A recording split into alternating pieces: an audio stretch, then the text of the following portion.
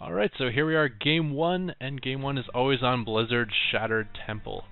There's actually a lot of non-ladder maps in this series, which is not good for me, because I've never played any of these maps that aren't actually on the ladder. So with some GSL maps and some GSL maps and whatnot. I said GSL twice, didn't I? Some GSL maps and some MLG maps, is what I tried to say. So, I'm the Green Terran Ketroc spawning the top right-hand position. Top left, we got Wombeats. Wombeats? Sure. The red Zerg, and as we talked about him, he is a high Masters player. Now that was actually last season he was high Masters. This season he's only 9-5, and he's in the Masters. There's still a good win rate, but he hasn't played much at all. But he actually has played a lot. It's been a lot of custom games.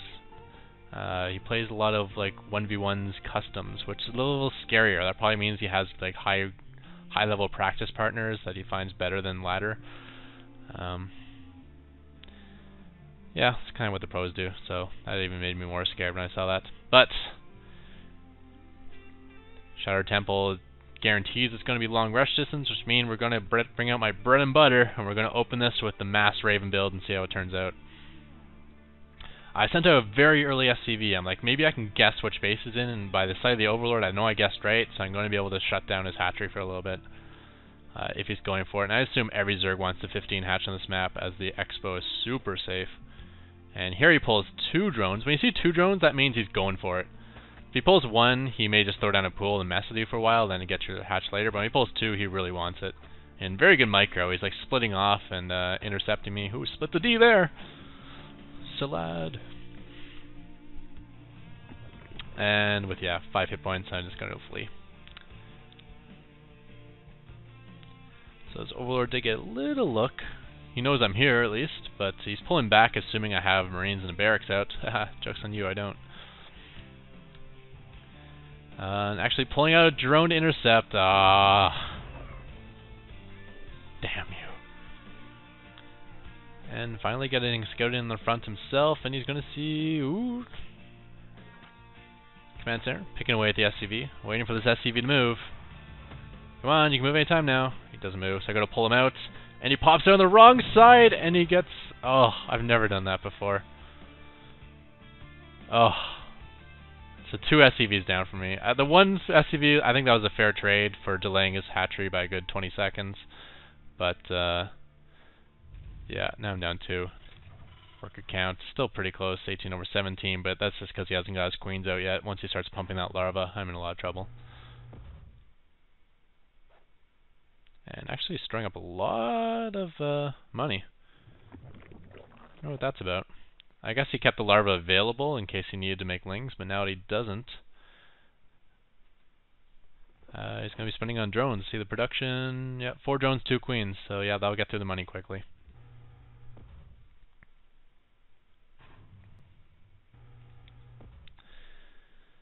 I don't think I like this name tag thing.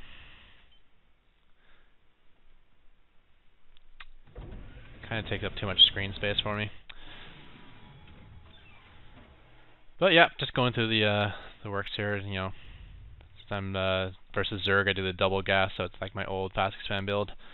And oh, interesting response by Zerg, taking a 3rd hatchery. There's 2 responses you can do when you see Terran do a 15 command center. One is you can try to punish him by attacking him and killing him because he went for such an economic build. Or you can say, hey, you're going economy, I'm going to go even more economy, which is what he did. And this will pan out even better than he thinks because I'm going to be behind since I went Fortress instead of Orbital Command.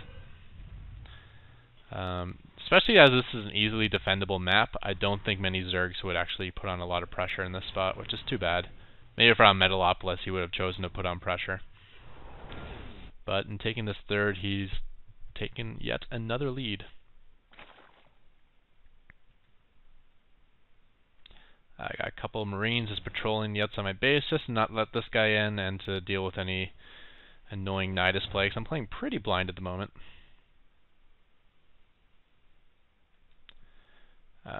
Good job. He's got a handful of Zerglings outside my base. He's got both Naga towers.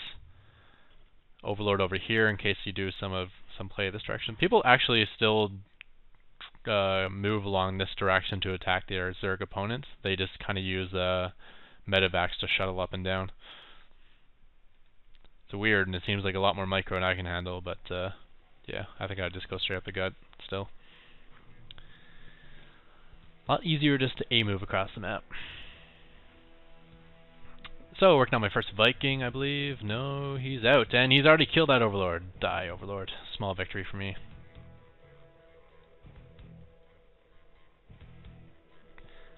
And just checking for any Overlord scouts that happen to be hanging out at these expansions. Oh, man. Why didn't you send these out earlier? Damn it. I guess I should kind of poke away at where his 3rd and 4th would be. I mean, that's, or 4th and 5th could be, because I'm sure he had sets up early Overlords there. Possibly. Well, maybe not. I don't know. I wish I could map hack and I could just find all the Overlords. Handful Mulus going to come in, and not that many of them, so they're not going to be able to do much except for poke around and kill off these 2 little Marines, but not get in and see much. So I'm still hiding my starports. I like to hide my starports now. I was on the fence whether I wanted the Zerg to see the starports or not. I mean, I definitely don't want them to see the Ravens, but I used to be okay with them seeing the starports. Now I don't like them seeing either. Sending up my Ninja Command Center here. Luckily he did not spot it. It'll slow down a touch. I feel like I'm falling behind here. Let's see, Army tab, he's up to 155, 160 over 80. I'm usually well behind, but when I do this Raven play, but this is an extreme version of it. Looks like he could be maxed out by the time I move, which is not good.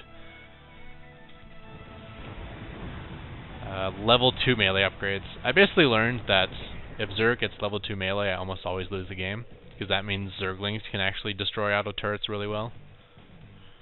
And yeah, it's one of those unintentional hard counters. So it's still not looking well, especially with Zerg on 4 base now. It's going to be on 8 gas pretty soon. I did my little feint push and didn't do anything. Oh, bad timing. No, wait. Okay, I'm alright. He didn't finish going that direction. Alright, I'm not alright. He did finish going that direction. So, quite a few mutas. I'm going to actually try... I got enough SCVs here. Maybe I can get some missile turrets up. But yeah, sending in my Marines as well. So I did have the fortress cover. And I kind of want to hold this because I have a fortress. Finished 1 missile turret. Yeah, but this is not going to be enough. Another missile turret, but now I'm out of SCVs. And unfortunately, maybe another 5 seconds of free time here I would have got this base up, but I did not. I got this Ninja Expo going, but it's going to be a while before I get it mining. So still on 2 base. Zerg is moving up to 5. Army tab 190 over 90. Income tab 84 over 54. Not good. Gotta tell you, not good.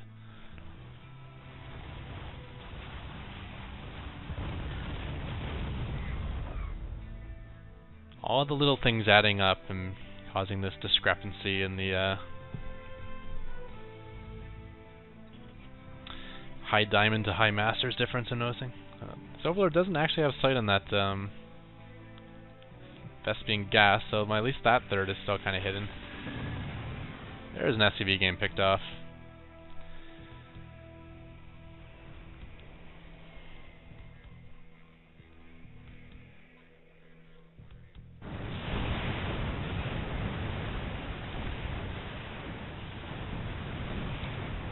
A lot of mutas coming in, and these missile turrets are getting overrun, kinda.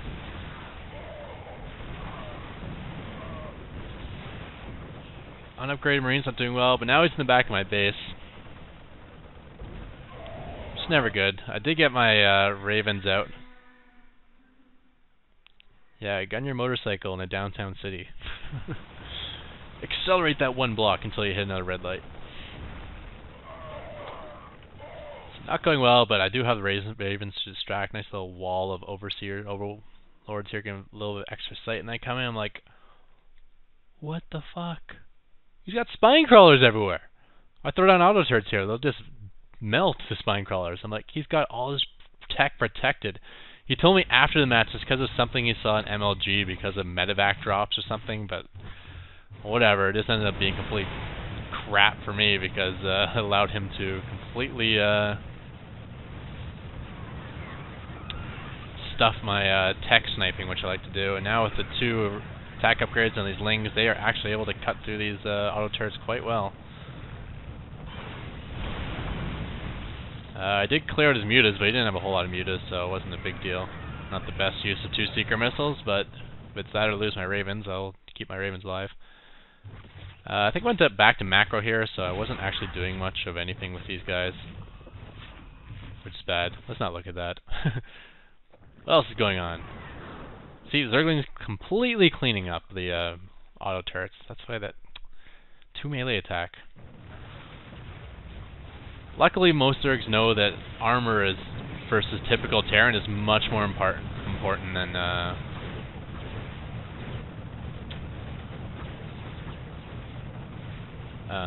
than melee, just because it allows you to like take siege blasts and whatnot. And this is actually the safest place for my ravens, so I can't go running away anywhere. I go to run over here to these auto turrets, I'm like, oh, there are no auto turrets, so I guess I may as well head back to these auto turrets here, throwing down as I can make them, but yeah, this is all going to die. That's the end of my Raven force. I did get his harvester count down to 56, but that's still quite a few, especially since he's mined out his first base. But man, I want to hit this tech. What's with all these... Ugh! Ugh.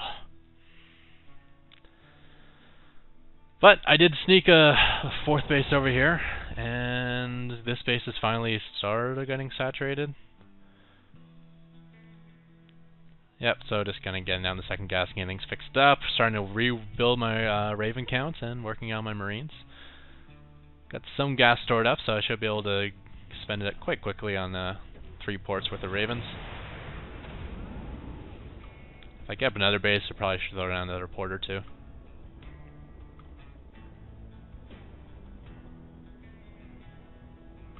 And trying to sneak a 4th, but yeah.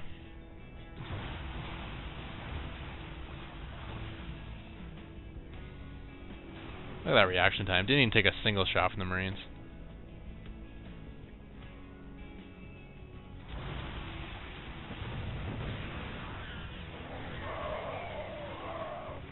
Oh, losing all my Marines, I think.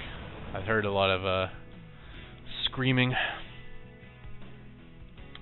And Zerg is up to 7 bases. Gotta say, not feeling good. Next Raven Force coming out, and I'm like, oh yeah, I can't hit his main. Why did I even come this direction?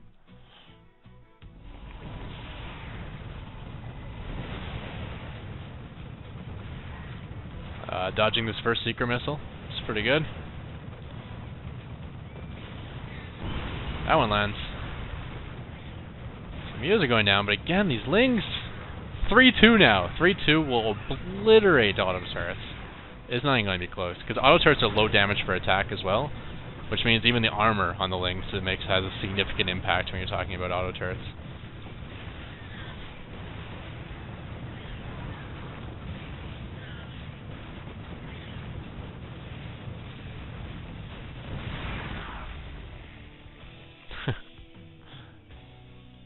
Jump Bailings, you can get that guy. But, at the same time, I lost my base to Broodlords without me noticing. I think I even lose this one without start auto-repairing. Well, the auto-repair won't even work. Not against this many Broodlords. There's just too many. The Broodlings will actually get a full surround on your fortress, and then when it runs out of space, they'll start killing the SCVs repairing the fortress. So, auto-repair works when he's got like 4 Broodlords, but this many is just too many. So we got new third, trying to ninja this one with orbital. And switching up to some Viking production, because I mean I gotta do something to deal with this Broodlord count, but yeah. At this point, I gotta say this game's over.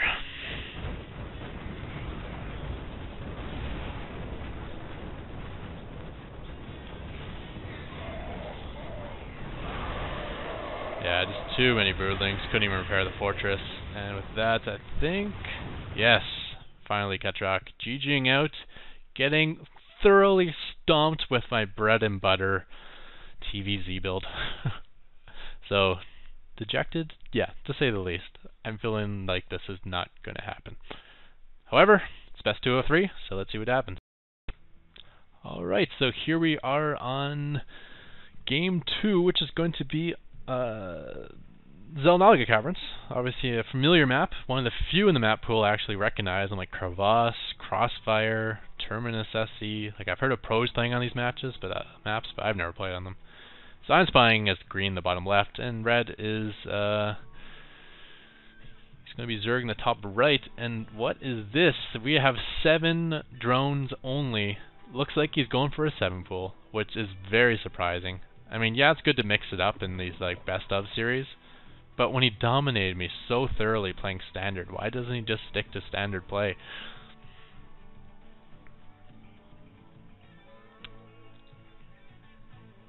Meanwhile, however, I'm building my supply depot on the low ground, because you know what? I had a good reason to cheese, and I am going to cheese, because I felt if he goes standard play, I got no chance to beat this guy. So I'm going to be doing that like Terran 6 pool thing I kind of did a video on. So I'll wall off the bottom of the ramp. And if you don't know, the bottom of the ramp is actually smaller than the top, so you can actually just wall off with 2 structures. This is a solid seal with a supply depot and barracks. And then you cut your SCV production at 12, throw down 2 more barracks. Again, orbital as soon as your first barracks finishes. Cap the supply depot to use to give you the extra supply, and then just push out with everything you got, your 3 barracks worth of Marines and all your SCVs. And if you think about it, I should be in really good shape here, because his 7 pool is going to run into a wall. And my economy, despite cutting my drones SCVs at 12, is still a lot more than whatever he has here, 8. So I'm economically ahead. He has no queen, so he can't really macro. And I should be completely safe from his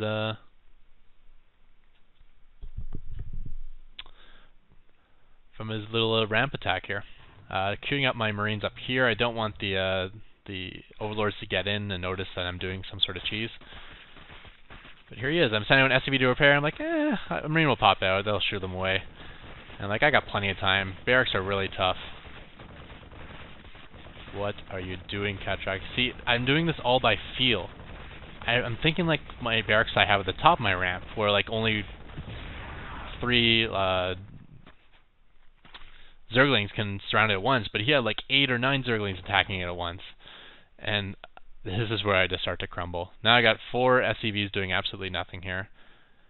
And some reason I pulled more SCVs, and then I went to put them back, they didn't actually go back, so now I got a whole bunch of idle SCVs. Good job, Ketroc. I lost my barracks for no reason. Gonna lose this supply depot. Oy. Looks like I built a supply depot and cancelled it. Went to build a barracks, which didn't actually construct for some reason, which is also weird. I got my guys mining again, finally, which is nice, but not looking good here.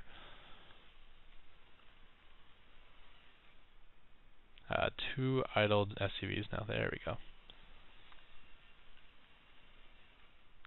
So it looks like this is all the numbers we're going to see of drones. So what's going on? I'm guessing, yes, 5, or all the Zerglings we see, 5 drones coming in his base. He's stopping this all in, and he's switching back to economy. Which I noticed that. I see that he's not pushing in. I'm like, okay, I got to make a push on him then.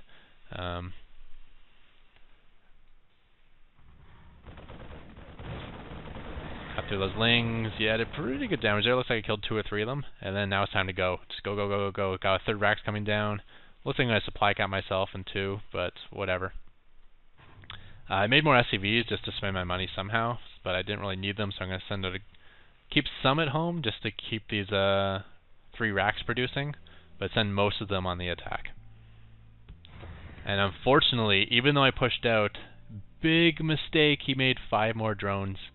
Now you're in trouble. If those 5 more drones were like 5 sets of lings, you might have been able to hold this. But now you're going to have to micro your ass off, want beats. But he is high master, so he could do it. Here, coming in. Looks like he's clustering up near the bottom of his ramp. And I have all my SCVs on auto repair. let's actually back up a touch. We're going to slow this down. I can show you how well SCVs tank if you put them on auto repair. As long as you have firepower behind the SCVs. If you're not relying on the SCVs for the firepower, this works so well. So they're auto repairing each other. Look at all this around. Nothing is falling in the front. This is where the majority of the Zerg army is, and nothing is falling. Even kiting my Marines a little bit.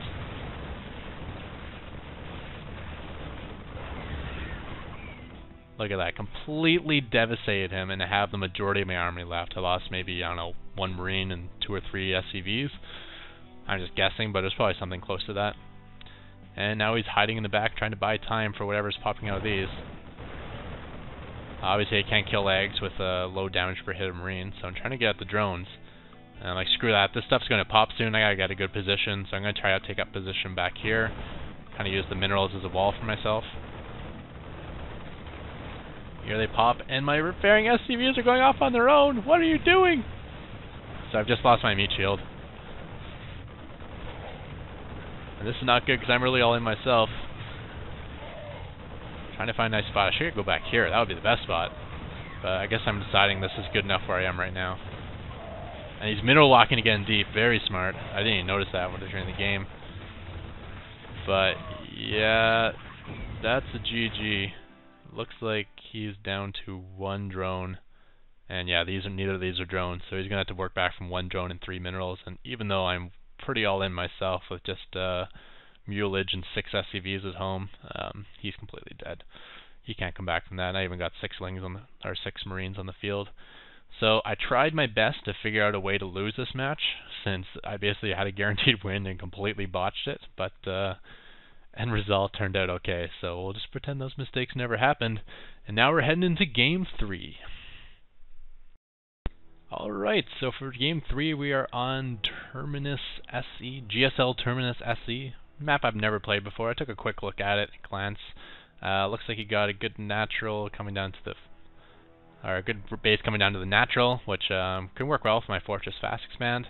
And you also have a 3rd base over here, which is small and only has 1 Vespian, but it's oh, I thought it used to be a rich Vespian geyser. It's just a regular Vespian geyser. But basically, you also have 3 bases protected by 1 choke point, so you can go for some sort of crazy defensive economic opening. I don't know.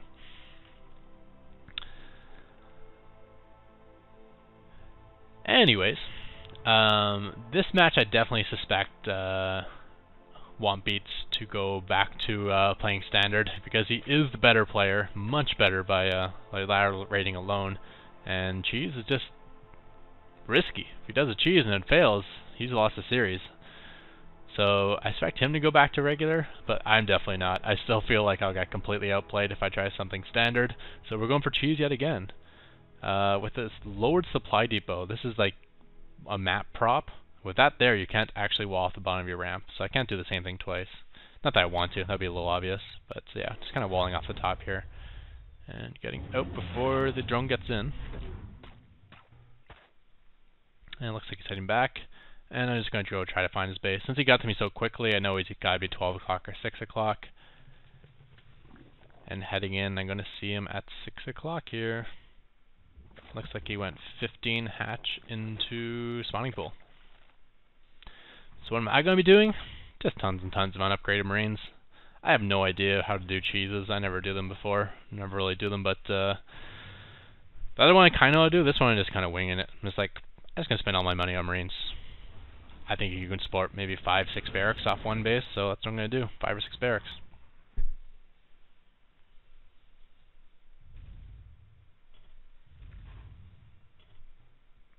Now, there is this pesky Zelnaga tower on the way, and he could keep a Lings outside my base. So I need to be able to clear those somehow without giving away the fact I got a giant Marine army. So here we go, I got 5, 6 racks out, and now I'm just going to move out with these 5 Marines. Maybe even less.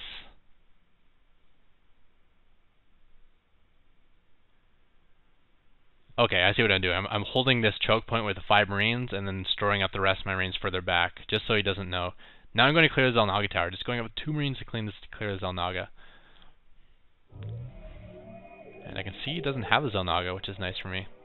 I go to pull the Marines back, but I see the Lings coming, so I just hide in the corner instead, just to get as much shots off as I can. Sending a handful more Marines just to kind of clear it.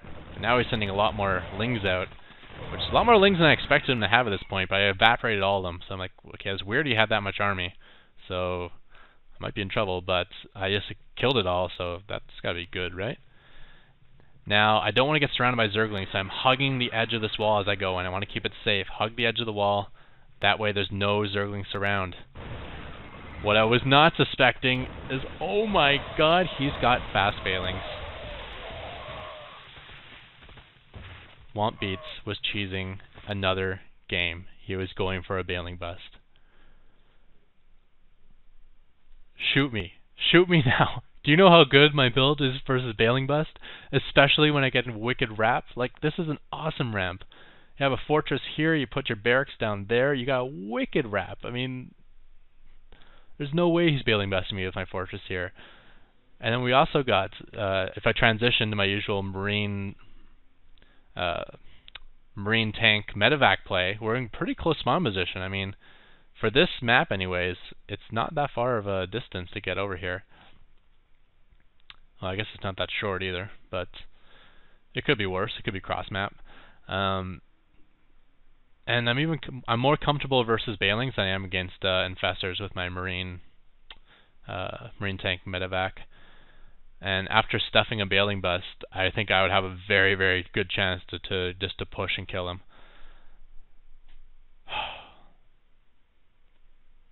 If I played Standard, I think I had this game. All this stuff is not drones, which is huge. Whenever he's not making drones, that's a good, very good thing for me. Oh boy. But I don't know. I can't believe he cheesed 2 games in a row when he's the better player. He could, like in theory, he could play Standard and guarantee the win. Cheesing just makes it more risky. I'm the worst player. I have to cheese. So that is the end of my run. Womp Beats will be playing someone from round 4. By the way, round 4 opponent would have been easier than this opponent in terms of ladder rating. So yeah, this was the biggest hurdle. If I got past this one, I would have only had to beat like either a high diamond player or a mid master player in the next round, and I would have gotten to IdrA. But that is the end of this tourney run. Thank you everyone, and goodbye. So, Womp Beats did go on to beat me 2-1 and beat Webbs 2-0, so he will be facing IdrA in the, I don't know what this is. It's nowhere near the finals though, with 1,024 people in this tournament.